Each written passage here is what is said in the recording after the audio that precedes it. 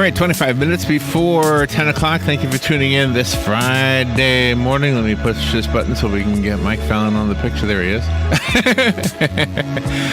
Mike Fallon is here. He is the director of Webster University's Ocala Metropolitan Campus, and he has a panel of guests to help us understand how we can take ourselves and educate ourselves better. Higher education happenings is what this segment is called. Good morning, Mike. How you doing? Good morning. Great. How are you? Good to see you. Nice to see you. We have a great group today. Big, I'm really big excited panel, about huh? it. Yeah, we had even dressed up in fashion for the show because today's show is all about alumni. Ah, okay. Right? So we have a great group, and we'll all introduce ourselves in just a moment and talk about how college has altered our path and changed our lives and made everything hopefully better. Looking back on it and seeing if it did what it was supposed to do, right? Right. Yeah. Or maybe it didn't do it exactly what it was supposed to do, but it led to something that was ultimately for the best. Probably like all things in life, the exact purpose was probably met, right? But then there were other fringe benefits, I'm guessing, Sure, right? Exactly. So I'll start. Mike Fallon, Webster University. I'm Crystal Flynn from the University of Central Florida Ocala Connect Center. Hello, Crystal. I'm Steve Veronic, graduated from UCF in 1995 with a psychology degree. Oh, Steve, nice to meet you. And I'm Emily Cummins. I graduated from the College of Central Florida in 2011. Emily, nice to meet you, too. Nice to meet you, too. And I know Tina. I don't know the other two. Hey, Tina. The guests in the corner. The guests in the corner. Well, thank you for being here this morning. So this is going to be a fun one. Yeah, I'm it's a interested nice to hear this. light. Yeah, so I mean. So we start with you, Mike? What I like to say is I'm not only a Webster University alumnus, but I'm also a graduate of the College of Central Florida. So I'm kind of representing two, and I think we have others in the room. And I'm a College of Central Florida graduate and also a University of Central Florida graduate. So is that right? I just never left, really. The system really works. It does. It really works. Steve, what about you? Well, I'll jump on the 2-degree bandwagon here. I also have a master's degree from Liberty University from 2008. Wow. And Emily? Awesome. So after I received my associate in arts from CF, I went on to the University of Florida and have a degree in advertising. So did the second degree for all of you happen because the first degree didn't bring you where you wanted to be? No. I wouldn't say. I wouldn't say necessarily that. It just depends on what your career goals are. I mean, not every single career needs a specific higher level degree or a graduate degree. It really just depends on what your career goal is and what you're studying. It can certainly increase your opportunities. And the only reason I ask that is because I have a brother who's a veterinarian. So he went 4 years in Tallahassee and 4 years in For Gainesville. school forever, basically. Right? Yeah. But you can't be a vet unless you have that second degree, right? Yeah. The going from a 2-year degree to a 4-year degree in many career fields opens doors. So when did you go to school, Mike? Oh gosh. We're going to do that. Let's. Oh, you don't want to know the when? That's not part of the show. But this gives you an idea how much time has passed. No, it is. It is important. It is. I enrolled at College of Central Florida in my junior year of high school. I was a dual enrollment student. Political answer. He's always been an overachiever. So I was. I took courses at College of Central Florida, and they also brought in a faculty. Did you have a calendar at the time? We had a like a little paper foldable calendar. What year was on that calendar? I graduated in '99, so it would have been like '97, I guess. Okay.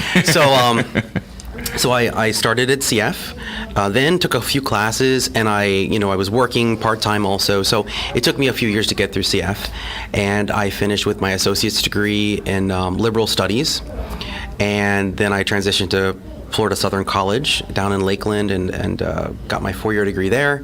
And then about a year after that, I transitioned and I decided I was in a career. The recession was awful. I was working for a company. I wasn't going to lose my job, but I wasn't going to make any more money.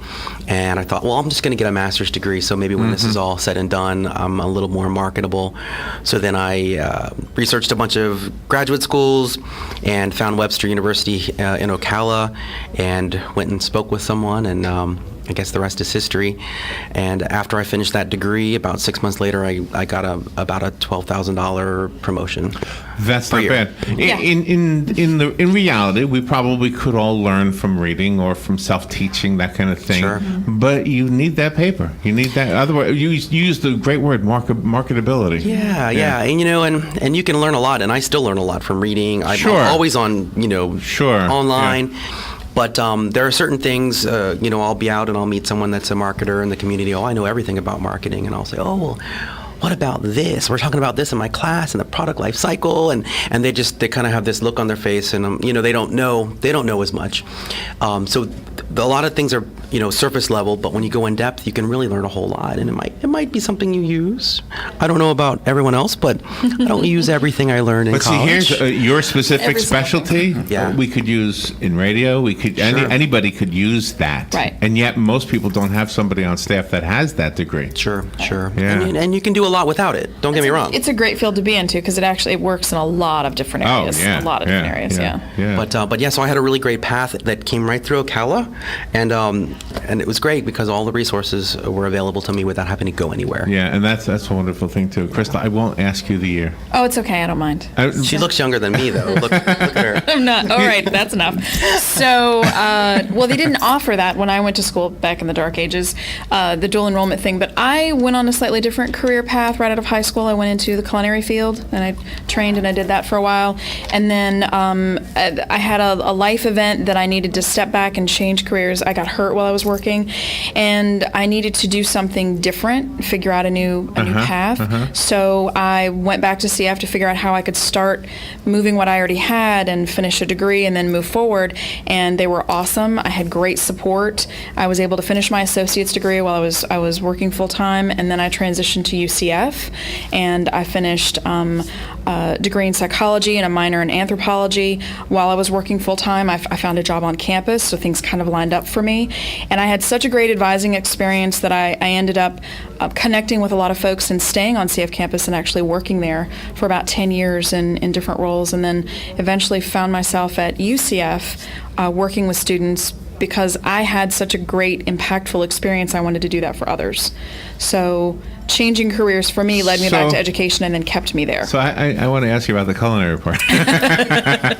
So do you still use that? I do. I was a personal chef. That's what I did by trade. I mean, like in your job, not in your job, but like for your coworkers, do you bring in pastries and things? Well, I've been in the middle of building a house for a while that's going to be finished, knock on granite, in about 3 weeks. But I did up until very recently, but yeah, I do. I still love it. Yeah, that's a good skill. I think I know toast and scrambled eggs. It's a fun thing. It's about the two But things. I like working with students and having the opportunity to hear great stories and to see how lining up that path leads to a new goal and new exciting opportunities. And that kind of led us. So we have alumni here today that kind of can showcase that for us. And psychology is such an interesting field, Steve. It's the number one major at UCF, by the way. Is that right? It is, yes. We had in the studio yesterday a lady who helps out homeless men and tries to get them back on track. And they've got a whole load of problems that she's trying to get them to get through. And I said to her, if I had two choices, if somebody said to me, Larry, we have two jobs. We need somebody to build a bridge. We need somebody to help somebody out who's got social and mental and psychological issues. I don't know how to build a bridge, but I would pick that one. Because I think that it's harder to fix a human being than it is to figure out how to put some bolts together. Not that I could do that. Yeah, It certainly can be. It's definitely a complex thing. So tell me about yourself, Steve. Well, the psychology degree was not to go into a psychology field per se, but with one goal of getting into seminary for church pastoring, which I did do for about 10 years. So got the psychology degree in 95. Is that right? Wow. And was just slightly delayed making that transition. Finally, in 2000, got a full-time pastoring position actually in South Lake County. And then I did it kind of backward. I got into seminary for the master's degree after I was actually working in the field. Did it not because I had to get a position, but because I wanted the knowledge to do the job better. And that's where the master's degree came in. Actually traveled to Orlando to an extension campus of New Orleans Baptist Seminary for about a year, then ended up moving out of state to serve a church up in North Carolina. Well, at that point, the school I was attending had no campus nearby. And thankfully, I found Liberty University, and I could do everything online. So finally, in 2008, was able to complete Master of Arts in Religion through Liberty Baptist Seminary. And I'd served for about 10 years as a pastor in churches.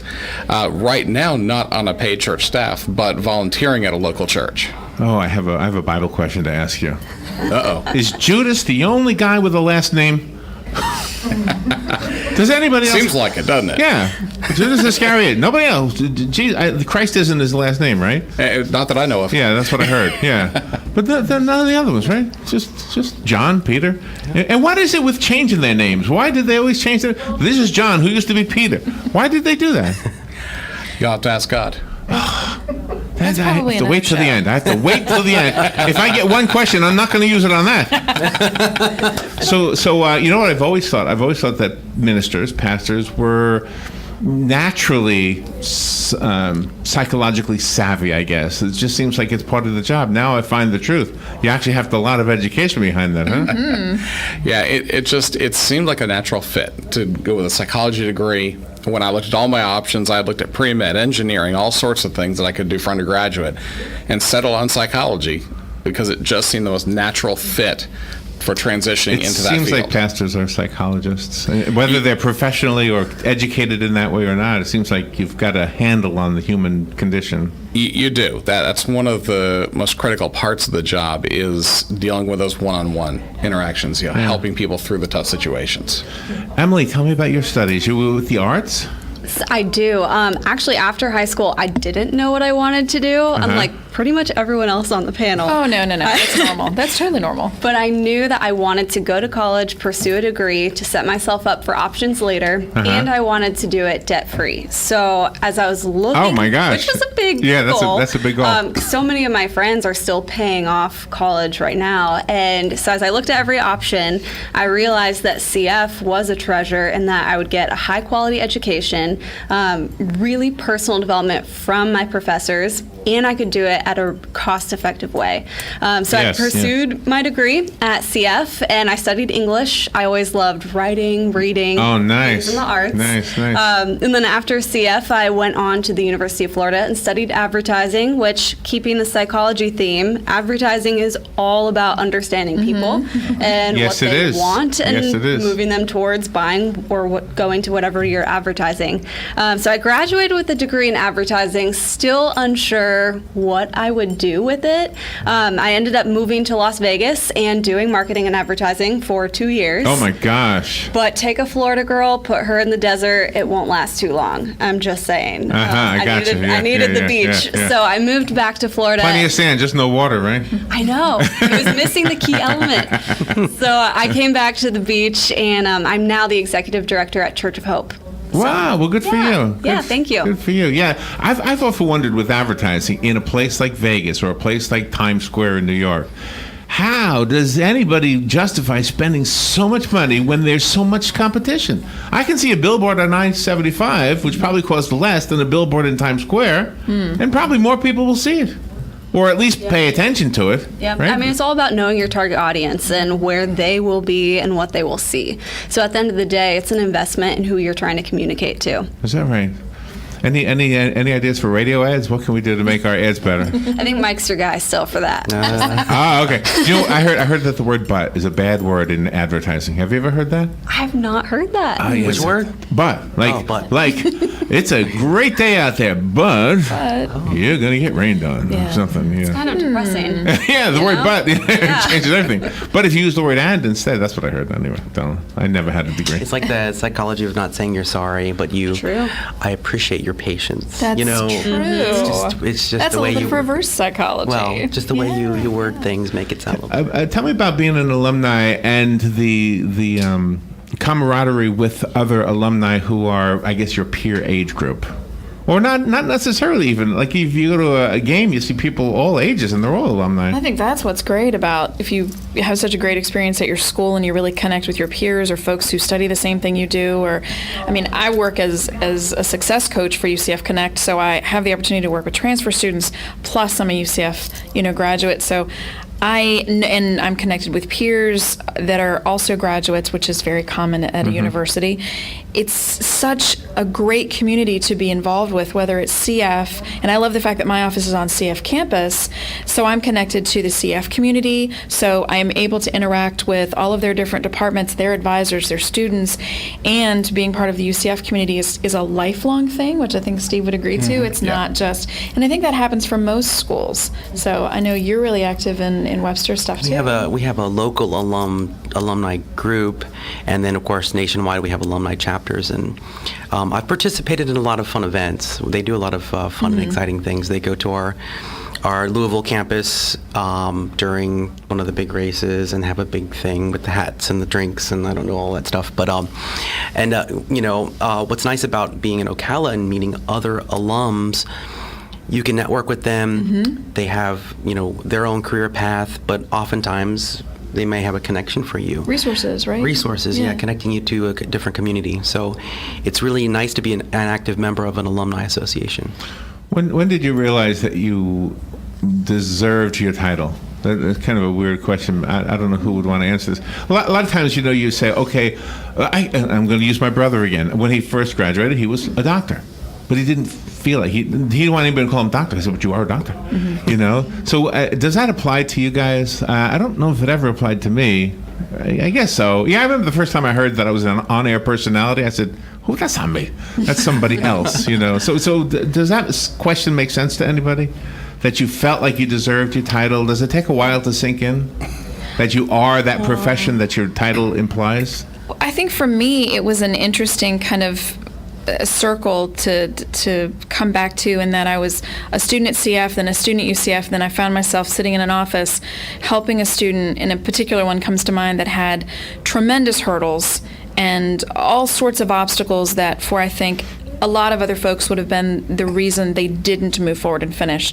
And this particular student just kept persevering. And I remember really focusing in and helping that student and trying to bring all the resources and just doing everything I could to be that just one more layer of support. And when she graduated, she came back and she sent me a picture, and she came back and she talked to me about it.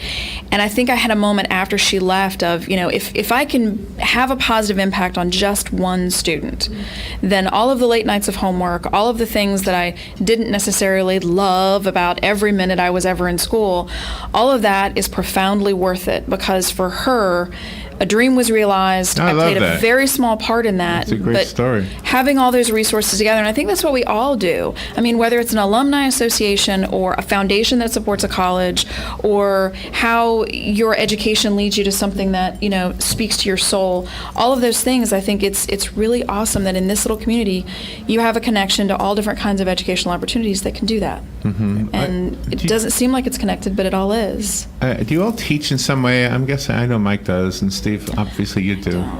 But I don't necessarily mean in a classroom, but it doesn't take long after we graduate before there's somebody younger than us asking us about what they, all of a sudden we become the go-to person for the information. Does that happen for all of you? Does everybody, you find yourself, Emily, teaching? I do. So I actually, aside from Church of Hope, host what's called Becoming Me. It's an online resource and community for women of all ages. And I have a love-hate relationship when we're talking about titles, because it's an extension of what you do, maybe not necessarily who you are as a person. I like that, yeah. So I mean, when I go to, mixers of young professionals, people are always like, what do you do? What do you do? I think we miss the other aspect of, but who are you? And so that's what that becoming word means to me. It's becoming who you were made to be. So now I have the privilege through blogs, events, speaking events around the country, and I even host a podcast of helping women become who they were made to be. So it's more personal development. I love that. I love that. And you get the question. I probably asked it in an awkward way, but you got it right away. Obviously, you're teaching it, that very thing. And I think what you just said about women specifically, it is an interesting and unfair phenomenon that we haven't done that for you ladies, as far as grooming you, if that's a good word, to becoming that thing you were meant to be. It was us guys all our lives were told, you're going to be this, and we didn't really do that for you ladies. So I'm glad that's starting to change. Thank you.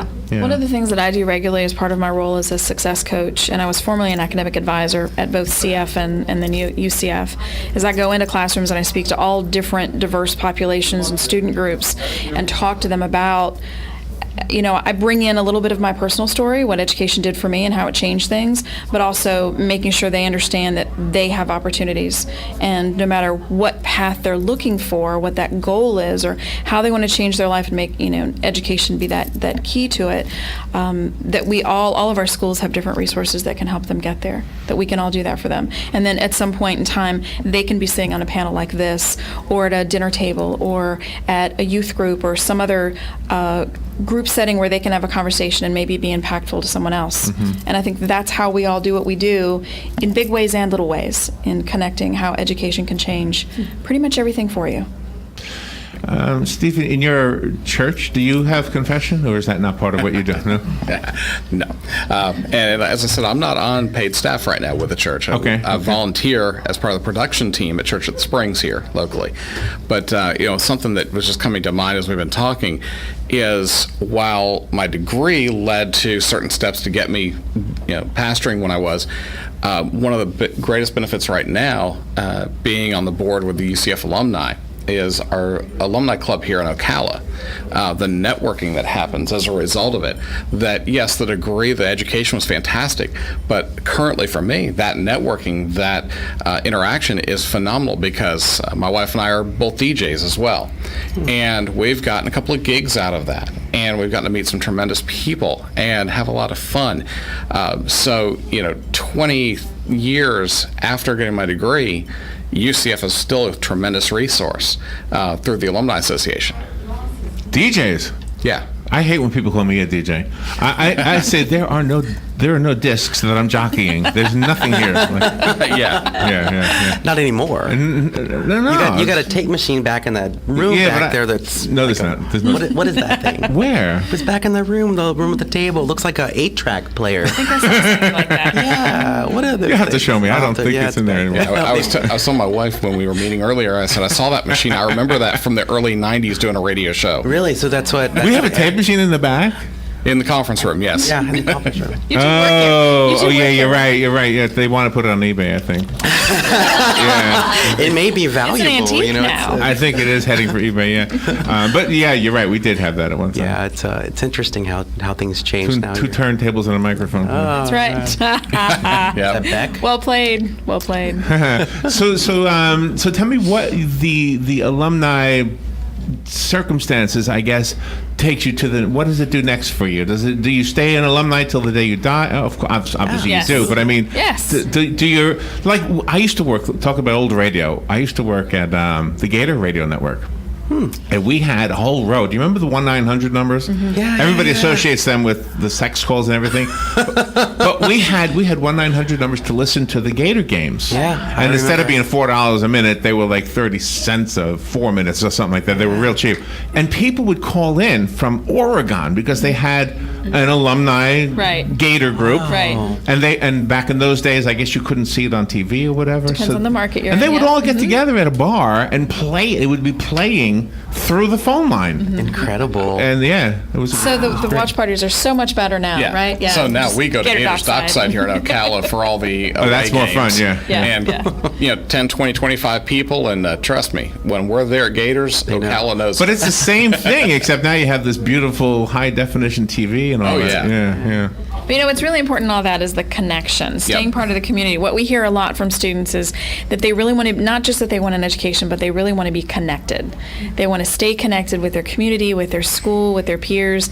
And I think that's one of the reasons we wanted to bring alumni today is to kind of talk about and share topic, that how we're all still connected and we found new connections, and that happens every day. Yeah. So, I mean, Steve and I have not met before today. We've emailed back and forth. So, Are you who you are because of your school? Schooling? It helped shape. I think it may have helped shape us. I think it definitely strongly impacted all of us. Yeah, impacted, yes. Yeah. So let's use that. Go ahead. I was going to mention something that recently there was a graduation bash at the College of Central Florida. And I'm also on the CF alum board along with Emily. And we participated in this grad bash. And as, we host it and we bring all these supplies and they can decorate their little caps, for when they walk.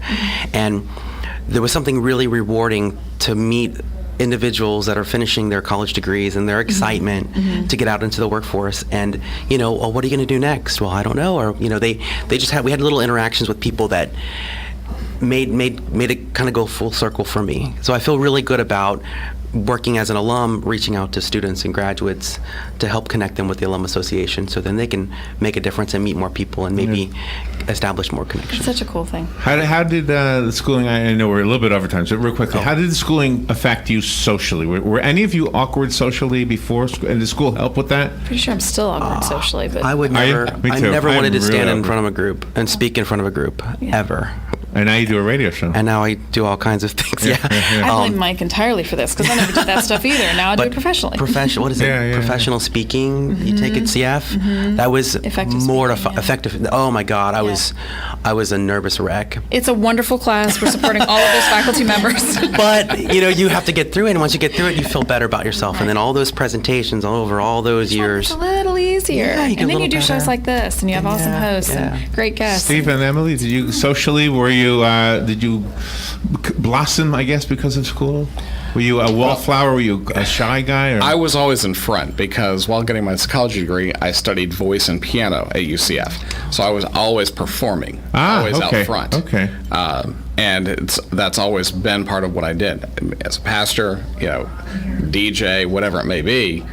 So I enjoyed that. But yes, UCF was a huge part of that because of the training I had. Emily, were you shy? I was in high school. I'm still an introvert, but now I'm more of a social introvert. So I attribute all of my public speaking and communicating to the College of Central Florida. I was an ambassador, so I had to regularly give tours, represent the college in the community, and then I was Miss CF 2011. So we had to go through a program and speak, and from those 2 years, I now do travel the country speaking. Oh, that's beautiful. So I attribute that to CF. That's beautiful. Contact information or like websites, anything you want to give? Yeah, Webster University Ocala. We offer graduate degrees locally. Webster.edu/Ocala. And UCF Connect Success Center, you can reach us at 854-2322, extension 1824. And we have a graduation celebration next week where we're welcoming UCF grads that came through our campus here locally. If you'd like more information, again, they can find us at 854-2322, extension 1824. Very good. And ours is Direct Connect to UCF. .com, and that's guaranteed admission with your earned AA degree. Nice. Yeah. Steve? Well, I'll just say, if you are in Ocala area and you're a UCF alum, just go on Facebook, search for Ocala UCF Alumni Club, and connect with us that way. Okay. And for your DJ services, same place? Well, DJ services would be nightsounds.live, and night with a K because I'm a UCF Knight. Cool. So it's nightsounds.live is how you find our DJ business. Emily, how do we hear your podcast? You can go to becomingme.tv. That's where you'll connect with us, and you can connect with the College of Central Florida alumni on Facebook by searching for us as well. Is it a video podcast? It's not a video podcast, just on iTunes and Spotify. I love podcasts, by the way. I'm a big podcast fan. Thank you all for coming in and doing this. I love this. This was a good one. They're all good. Thank you, everybody. We'll be right back.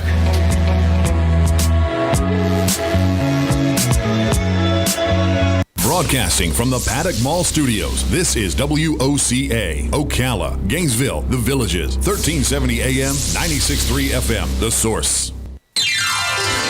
Broadway's mega hit Mamma Mia is live on stage at Ocala Civic Theater May 17th through June 17th. ABBA favorites like Dancing Queen, Super Trooper, and Mamma Mia are all part of the fun musical about what happens when you surprise your mom by inviting all three men who might be your dad to your wedding.